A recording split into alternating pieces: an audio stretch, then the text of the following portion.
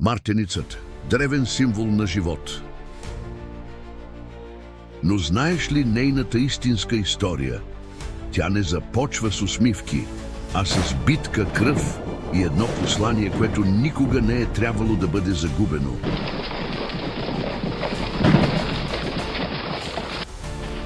Краят на 7 век, когато хан Аспарух преминава Дунава и основава България.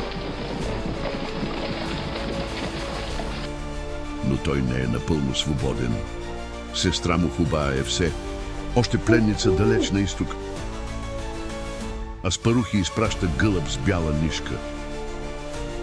Знак, че вече има дом.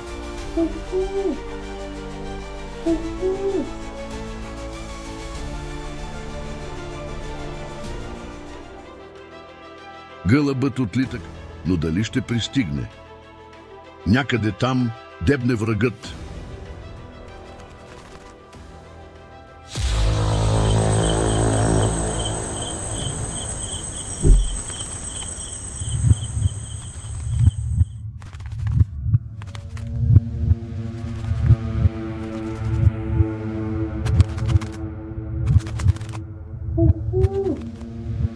Но врагът вижда птицата.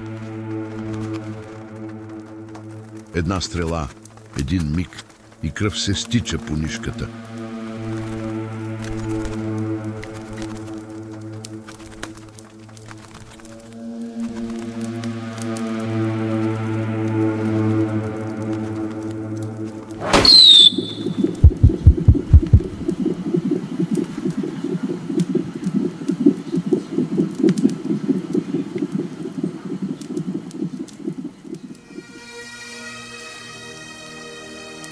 Гълъбът пристига. Бялото и червеното вече са едно. Хуба разбира, народът ѝ е свободен. България е родена. От този ден белият и червеният конец остават заедно. Символ на сила, единство и безсмъртие.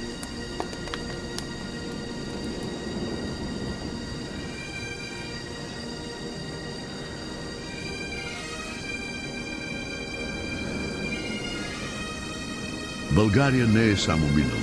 Тя е в нас. Ако вярваш в силата на българския дух, абонирай се и стани част от историята. Мартеницата не е просто украшение.